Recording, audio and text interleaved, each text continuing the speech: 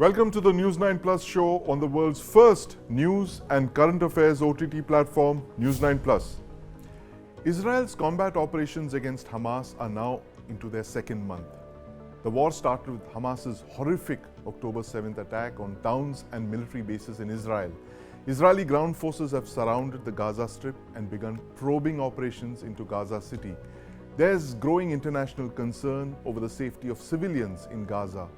This comes even as Gaza's remaining functional hospitals could come under Israeli attack. I want to introduce my colleague Aditya Raj Kaul, News9 Plus's executive editor who's been covering national security. Aditya, tell us about the situation on the ground right now in Gaza.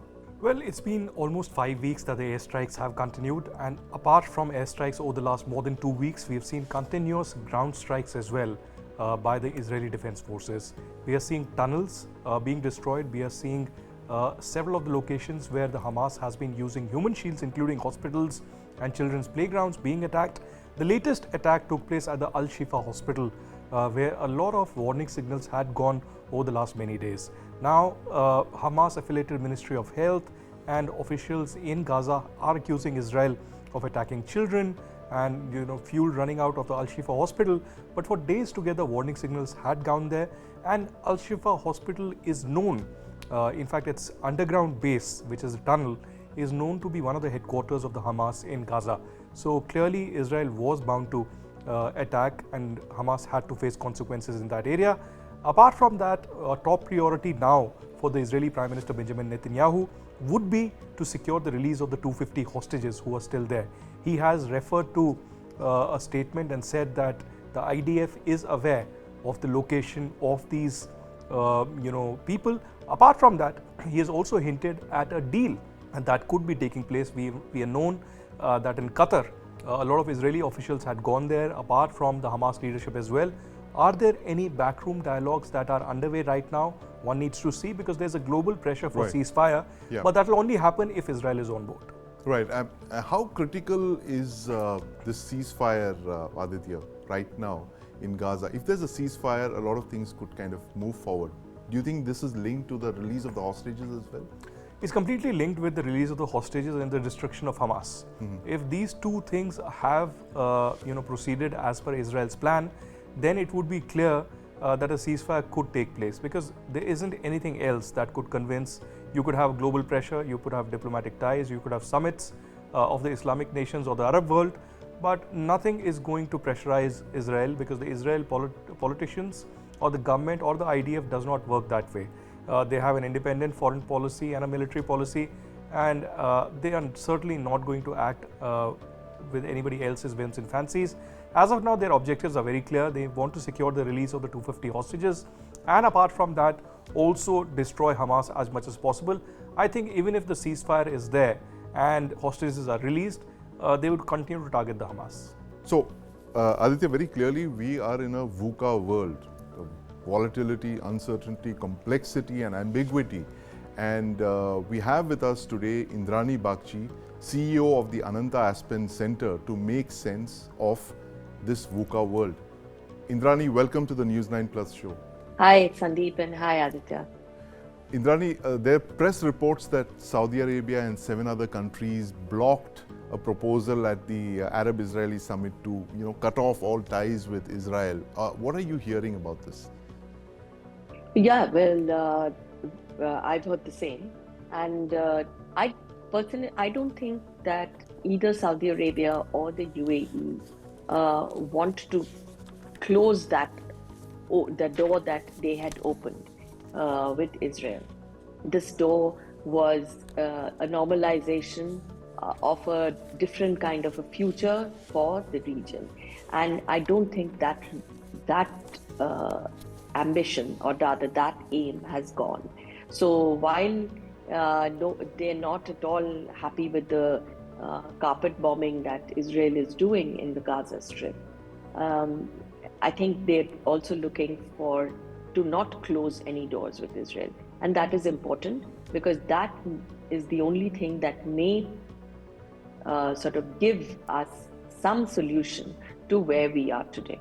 Right. So, Indrani, which means that the Abraham Accords are holding as of now, as like almost more than a month after the Israel's war in Gaza. So, Sandeep, if, the Abraham Accords have been on hold for the last 6 to 8 months. And this is not because this predates the October 7th terror attack, but it had to do with the settlement actions by Bibi Netanyahu's government. It had to do with the Supreme Court crisis in Israel, and it had to do with some of the actions that were being taken by the Netanyahu government in West Bank. That it had been on hold anyway, because they weren't being able to get the public opinion necessary to push this forward. However, the Abraham Accords have not died.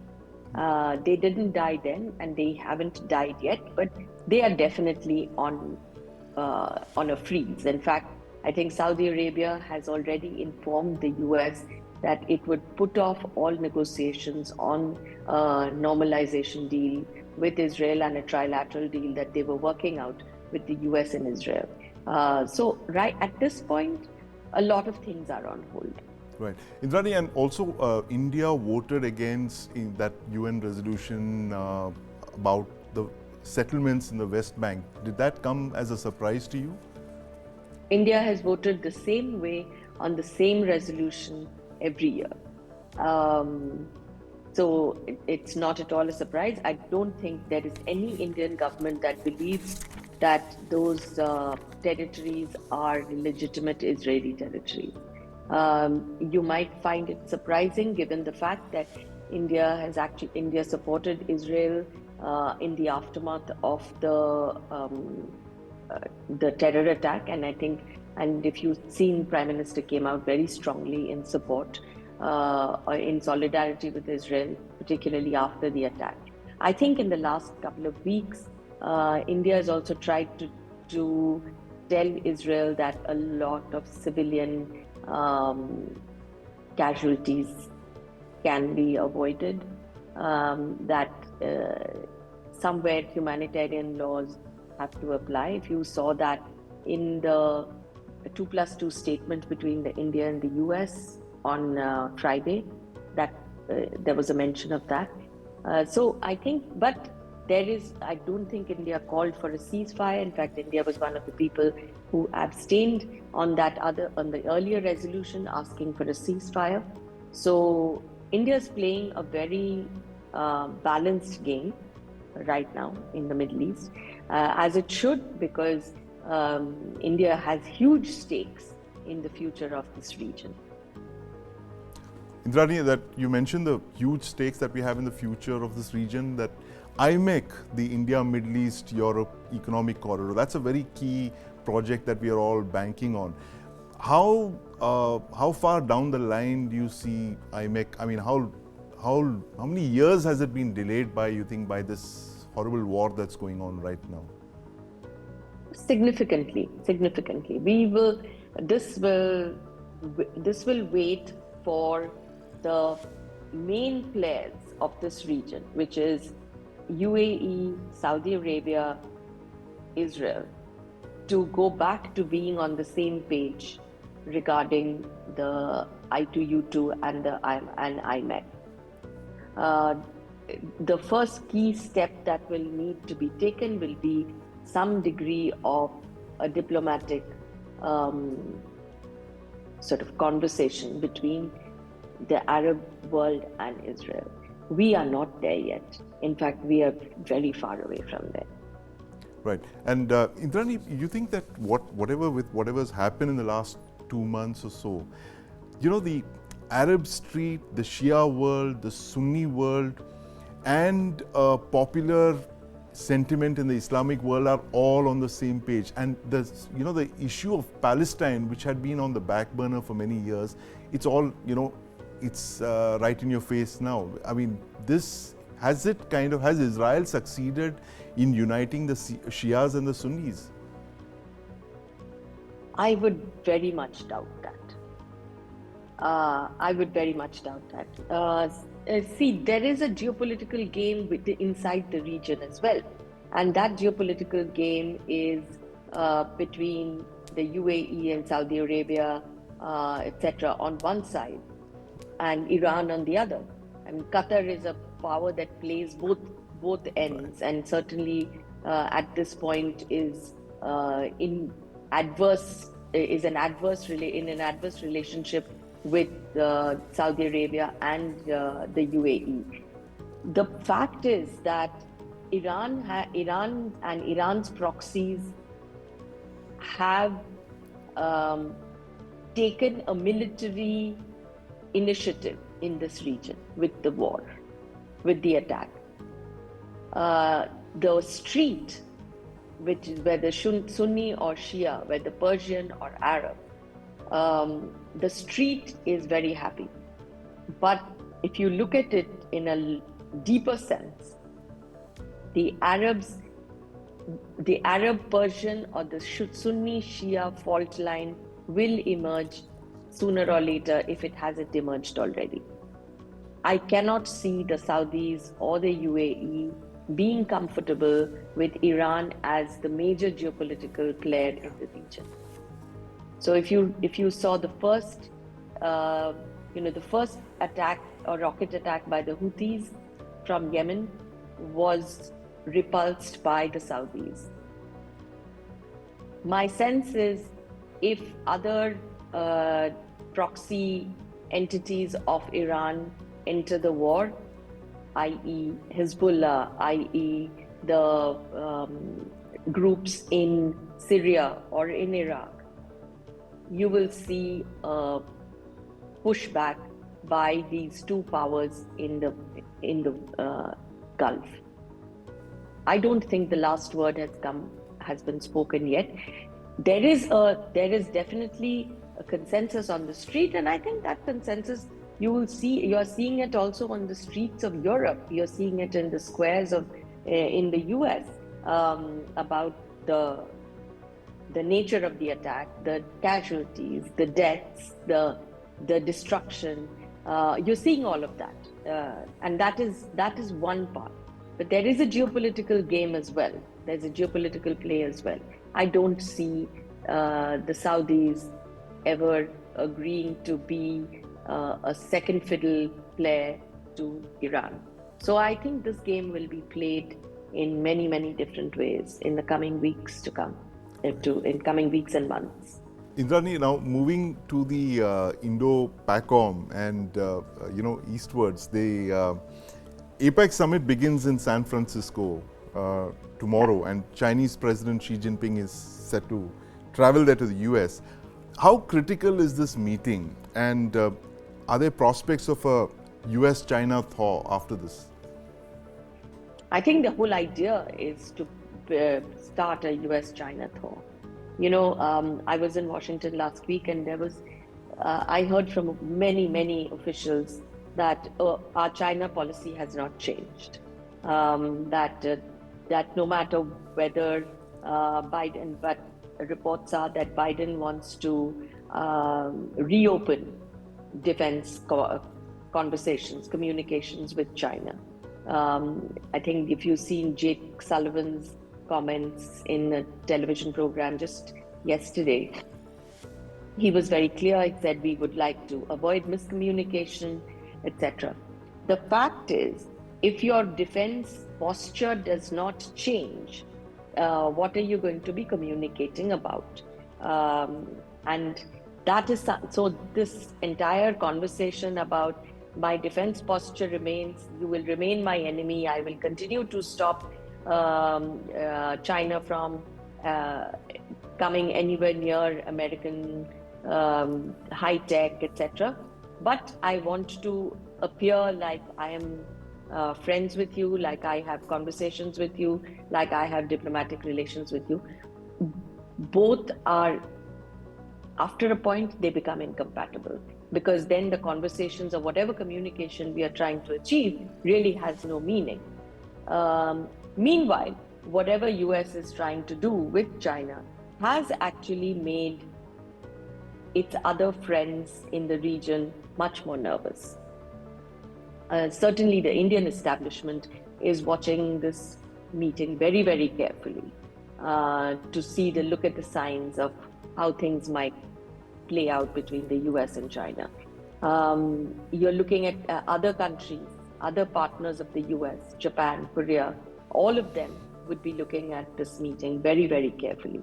So it's not that there is no nervousness in the region, because what we are seeing and what we have seen for some time is top US officials making frequent visits to China, asking them to open up conversations. If India was doing that to Pakistan, I can only imagine what the public opinion would be. But these are two big superpowers, and the decisions or the outcomes or how the two powers approach their bilateral relationship, which we will see as a result of this meeting, will have an impact on many, many other US allies and partners. And so Indrani, I think this is worth watching.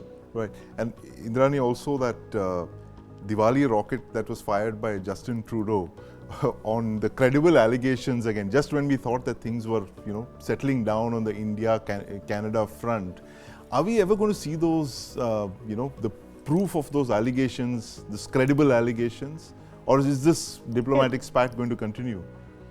This spat will continue. There is no credible allegations.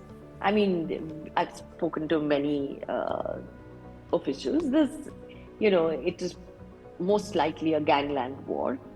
And the trouble is not the incident. The real trouble is the fact that the Prime Minister, that the head of government of a G7 country is so accommodating of both terrorist ideology, extremist ideology, and people who have been labeled as terrorists in another democracy and another Commonwealth nation. So this is not it's not anything light. It is also Trudeau referred to the fact that 40 diplomats have been kicked out of India, but he didn't address the fact that the Indian High Commissioner and Indian Consul General in Canada have been the target of extremist posters across Canada for months. They've had to be confined to their homes. They haven't been able to do their diplomatic duties outside. They've had to invest in more secure cars, in greater security. This is not the way diplomatic relations should continue. So yes, I do believe that this is going to continue for a while longer. Indrani, thank you very much. It's always good hearing from you and your insights. Thank you. Thank you. Thank you, Sandeep. So Aditya, Indrani, they're clearly indicating that there's not going to be any end in sight and this tutu maime is going to continue. Is Justin Trudeau playing to the galleries again? Absolutely, no doubts in my mind that Justin Trudeau is playing to the galleries, and this is abundantly clear not just to Indians. It is clear to his G7 partners and the Five Eyes intelligence as well. The kind of domestic pressures that Justin Trudeau has and the calculated call that Justin Trudeau has taken not just now but for years together, backing the Khalistani extremism on ground, and repeated offences that have happened of the Khalistanis preaching terrorism in India, coordinating terror attacks and giving shelter to a lot of Khalistani designated terrorists clearly signifies that Canada is in no mood to take action. In this case as well, from day one, it's been more than 2 months now, almost 3 months, that the Canadian Prime Minister made the allegation against India. Now imagine, this is credible allegation and not a credible evidence. Till date, not a shred of evidence has been shared with Indians about any kind of these allegations that might have some proof or evidence, because there isn't any evidence. These are just claims that are being made, because if there was an evidence, either it would have been made public by the Canadian Prime Minister or their Home Secretary themselves, or else, Sandeep, what would have happened is that there would have been a media leak in the CBC or in the Canadian press about the kind of evidence they have. They've just been repeating that we have evidence and we will share it at the right time. That doesn't solve the issue in diplomacy. And the Canadian Prime Minister, in his latest statements now, charges in the Indian government and says that India has violated the Vienna Convention by revoking the diplomatic immunity of several of the Canadian diplomats. How is that so? I mean, what India has only done is brought in a parity. The number of Canadian diplomats in India was much more than the Indian diplomats in Canada. There needs to be a parity in the relationship, in the bilateral call. So Canada had to remove at least 41 of its diplomats and 42 family members of those diplomats, and they have moved out. Canada is certainly feeling the heat, and I believe, of course, Indrani was right, that this escalation unfortunately has been from Canada and will continue. No credible proof there, Aditya, but we have credible proof of how Canada actually turned into a safe haven, a sanctuary for Khalistani extremists in the 80s in this documentary, Khalistan Reborn, The Canada Connection. Do watch.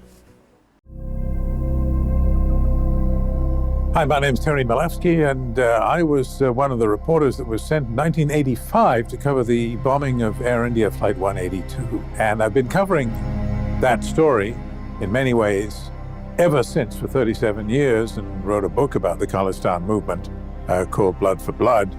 And I'm still talking about it. It won't go away. My name is Ananta Bhattacharya.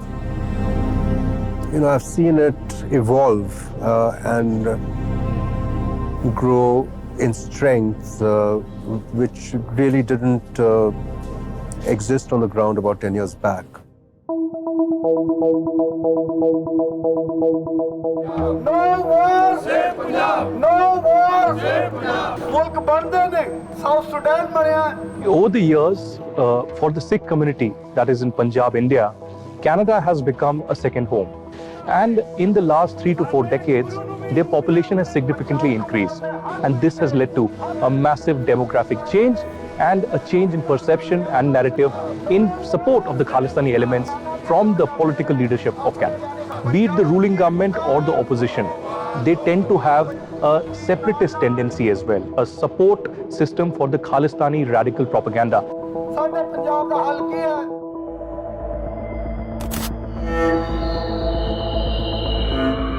This year has been a record year in terms of gangland killings in Canada.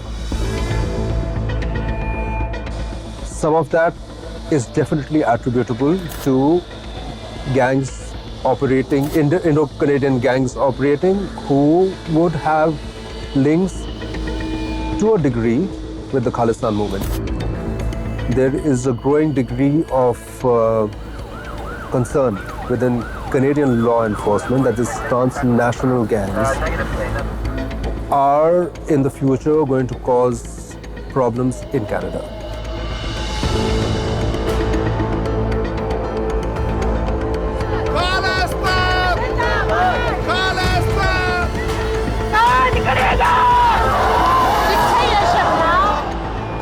There's no question that the problem of the Khalistani movement and its relationship with organized crime is that's where the rubber hits the road. To me, what the current round of violence tells us is that it was always this way. It was always this way that the Khalistan movement, just as Canada is too close and too tolerant to the Khalistan movement, the Khalistanis themselves have been too close to organized crime.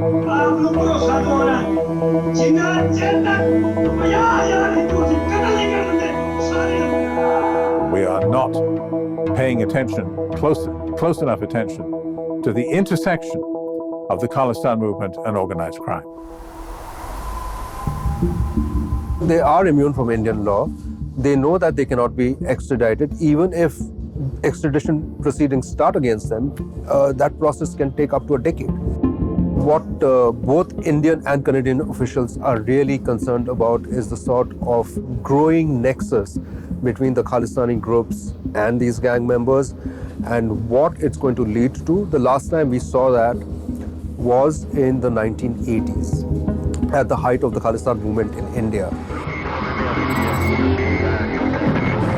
And that led to the worst ever incident of terrorism in Canadian history, which was the bombing of the Air India flight Kanishka.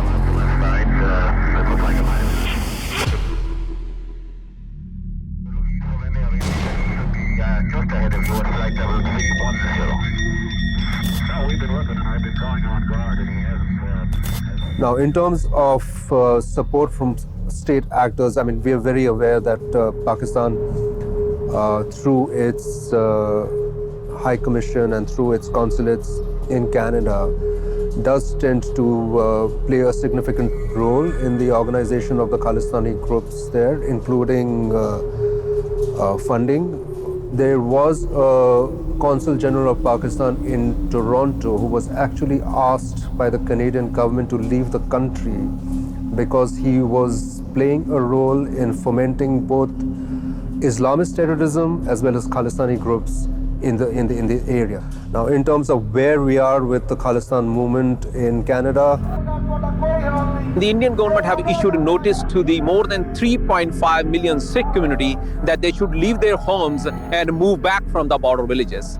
Sikhs for Justice, of course, is headquartered out of New York, but it does have a fairly significant following in Canada, including Hardeep Nijjar, who's based in Vancouver, in Surrey, British Columbia.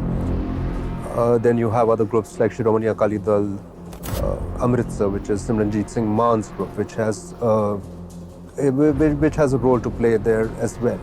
They're overtly pro-Khalistan. They don't hide it. They don't make any bones about it.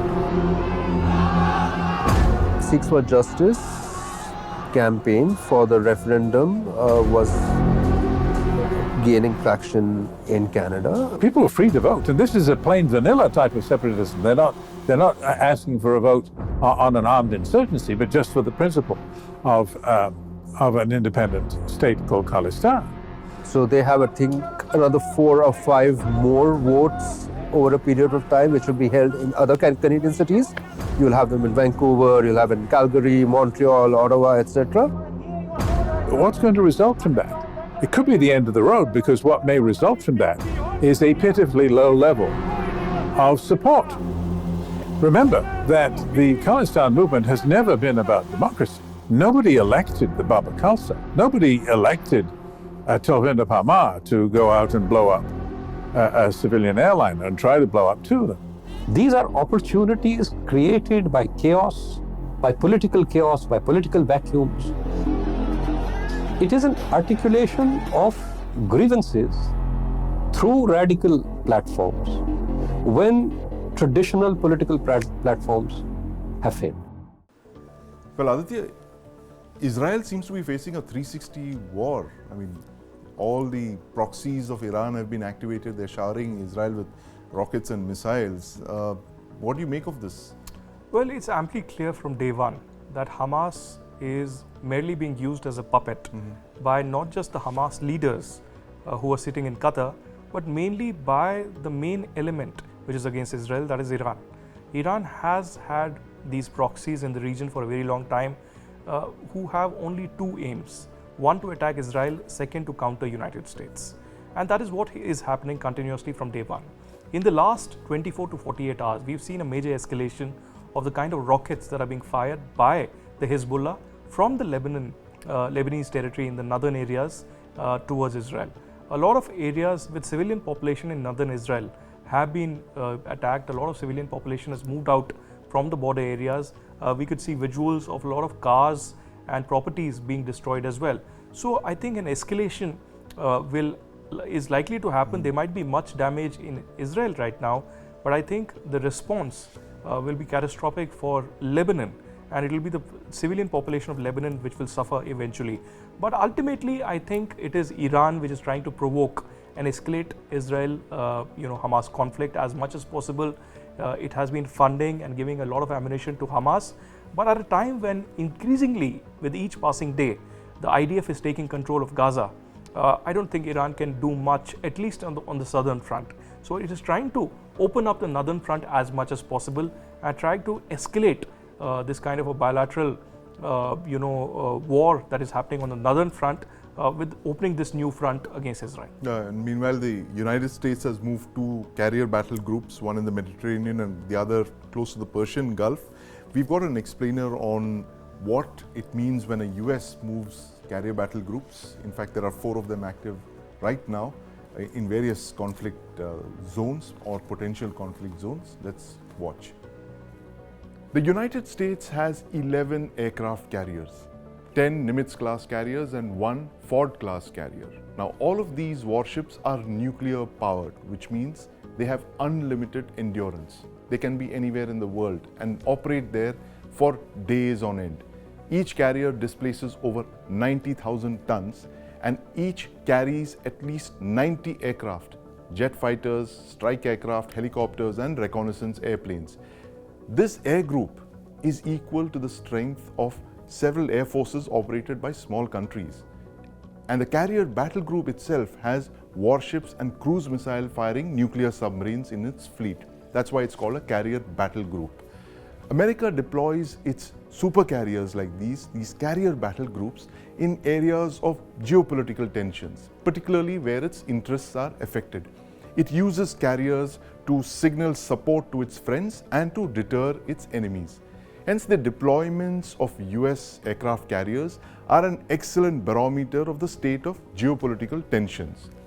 Now, currently, 3 of the US's force of 11 carriers are in refit and maintenance, but there are still 8 carriers available for deployment.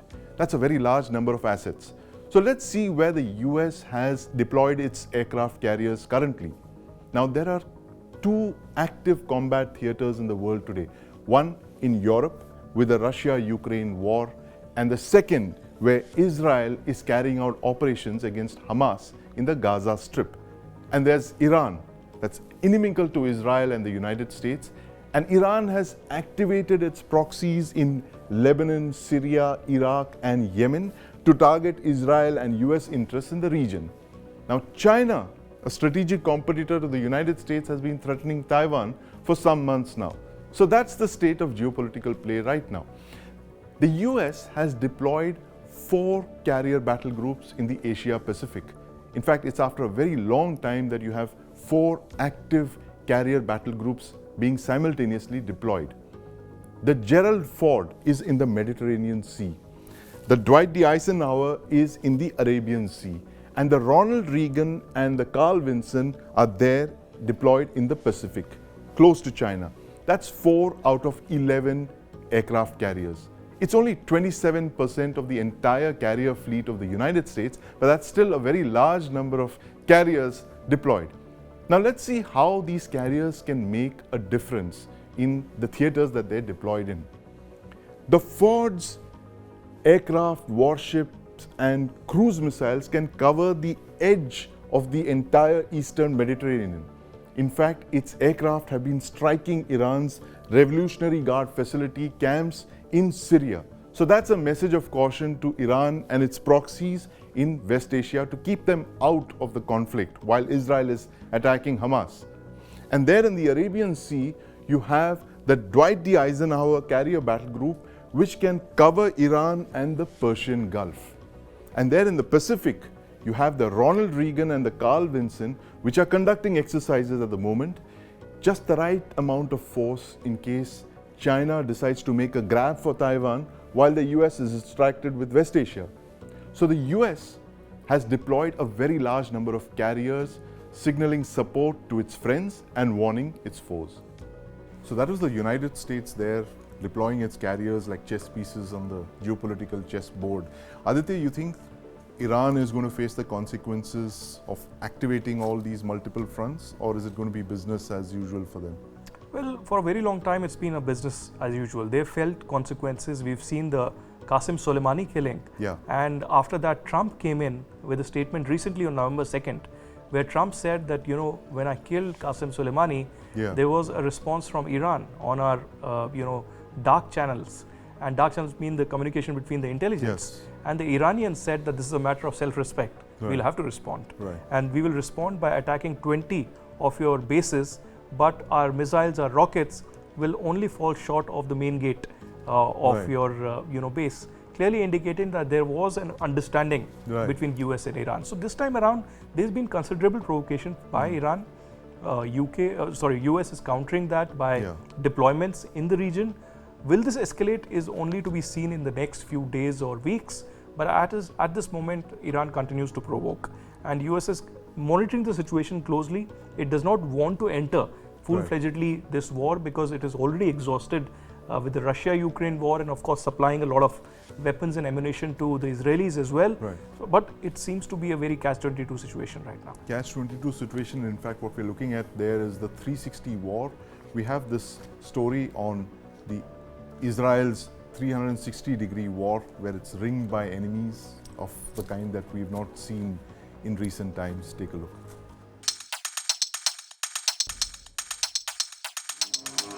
Soon after the October 7th Hamas's attacks on Israel that killed over 1,400 civilians, Prime Minister Benjamin Netanyahu declared war on the Palestinian terror group. More than a month on, the conflict has spilled over into the neighboring countries of Lebanon and Yemen too, making it a 360-degree war. Israel is fighting Hamas in Gaza, Hezbollah in Lebanon, and the Houthis in Yemen. See, the thing is that while we say that Israel is fighting a three-front war, the main prognosis of the person who's behind all this is Iran. Whether it is Hamas, Hezbollah, or in the Syria, the troops which are the IRG who are present there in eastern Syria, they are all part of the proxies of Iran. Houthis in Yemen. So now while we talk about the three front, actually the front is Israel and Iran. So Iran is effectively now bringing in all of its non-state players or a lot of its proxies into the war or into the conflict. It is itself not overtly joining the conflict, but it is seeing an opportunity to boost itself as the leader of the Islamic world. The 360 approach, or the rings, the concentric rings of pressure around Israel, again, that's part of the Iranian approach and the Iranian access approach to Israel. We're aware of this. We have more than enough firepower and manpower to be able to deal with this threat. We also have American and other allies on our side. But as of right now, the main fighting is in Gaza, with all of the other powers showing symbolic support, testing the waters. So they basically are now stretching Israel. They're stretching Israel because Israel already has one war in its south, is having to pin down, it's having to deploy soldiers in its north, and now it has to divert some of its air defense capacity against a potential Yemen attack. So there, at least the American Navy is providing some assistance. The US and the entire European Union and NATO is now standing behind Israel.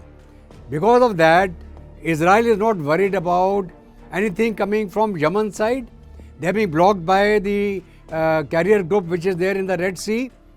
The forces of US which are deployed in Saudi Arabia, in other Middle East countries, they are now targeting all these missiles coming in. Jordan is also doing it. So whatever is coming from the Houthi side is getting intercepted in the Red Sea by Jordan and by Saudi Arabia.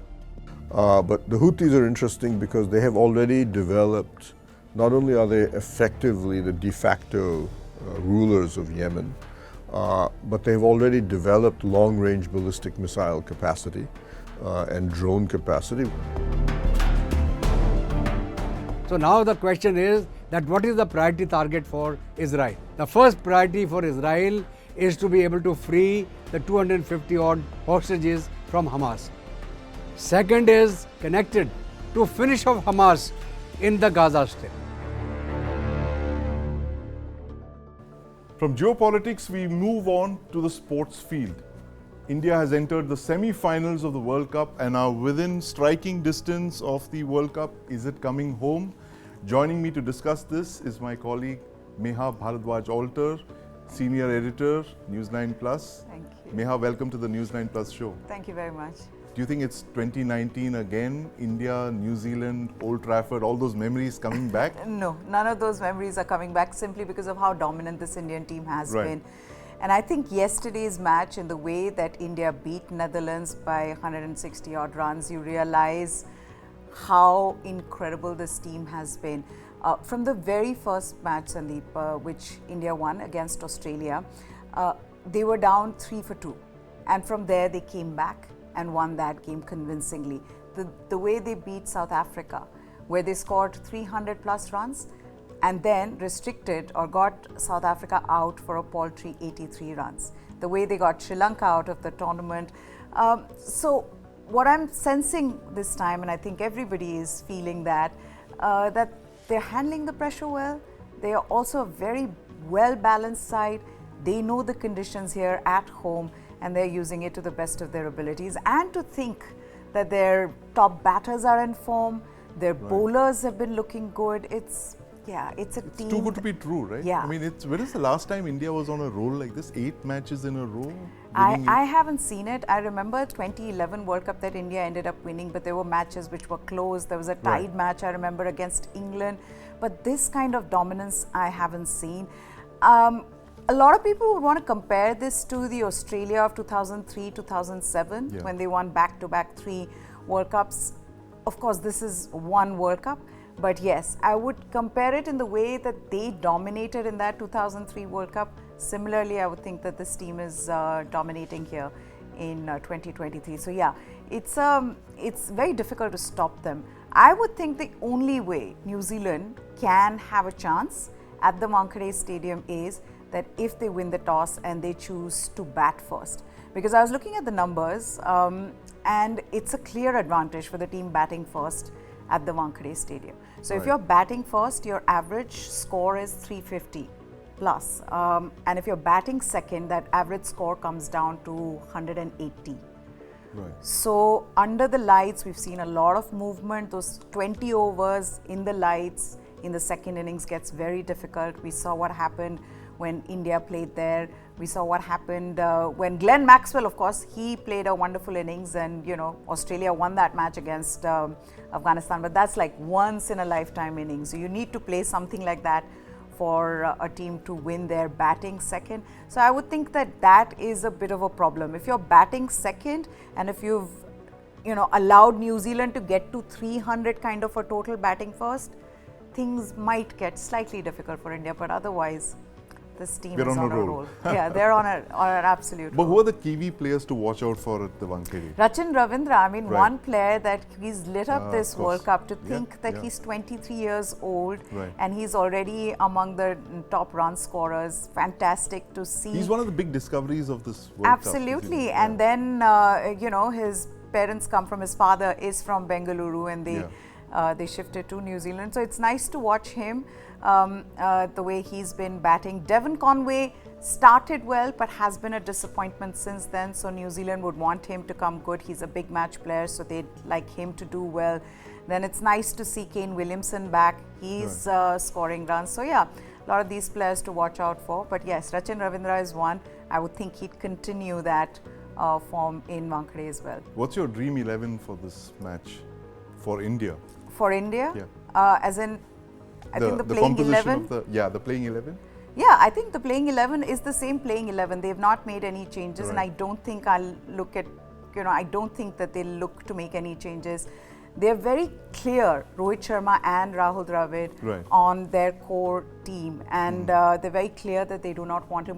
They did not rotate any players. We thought that maybe in the match against Netherlands that they'd like to rotate some players, give rest to some of the players who've been playing throughout.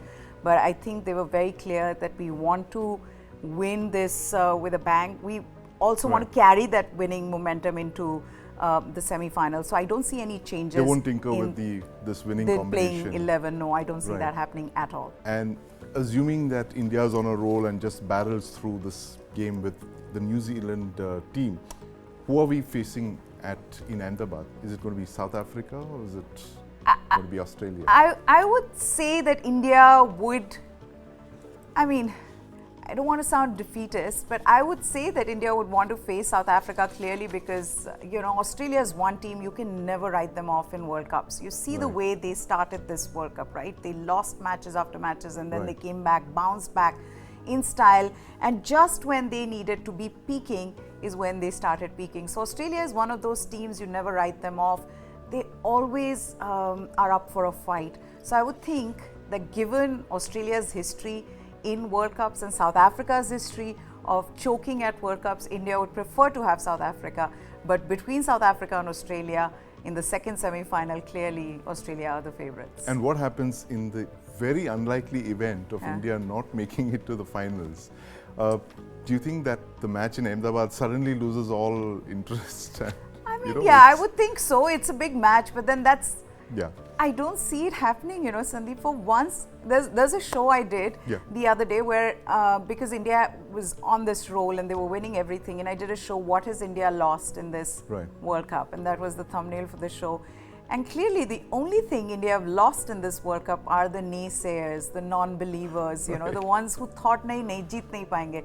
That has gone, because I feel like the biggest of cynics today, if you ask them, put your hand on your heart and say, you know, do you think India can lose from here? And they'd say no. So given how well this team has been performing, I do think that they'll make it to the finals. And I'm hoping that happens, because there are a billion people who want that match to happen, you know, at the final on November 19th in Ahmedabad. So yes, so not even thinking of a non-India final. And you're not yet ready to make that. It's coming home? Well, I don't know. I hope we've not put the mockers, like I was saying before the show, I hope we've not put the mockers on them by saying it's coming on. I'm not going to jinx it. Right. But they haven't looked as good. The only guys who have vanished from this are the naysayers. Neha, so good talking to you. Thank you so much. Thank you for having me. Hamas leader Yaya Sinwar was one of the key planners of the October 7 terror attacks on Israel. He's currently hiding in the Gaza Strip. We leave you with this glimpse of our story on the hunt for Yaya Sinwar, coming soon on News9 Plus. Yaya al-Sinwar, also known as Yaya Sinwar, he is being referred to as the face of evil. He's accused of masterminding the recent Hamas attack, which left 1,300 Israelis dead. He's the current Palestinian leader of Hamas in the Gaza Strip. It is al-Sinwar who co-founded the security apparatus of Hamas and is considered the second most powerful figure within the Hamas. دعها سرا يا أبا إبراهيم، دعها سرا ولتتحدث عن نفسها إذا حدثت.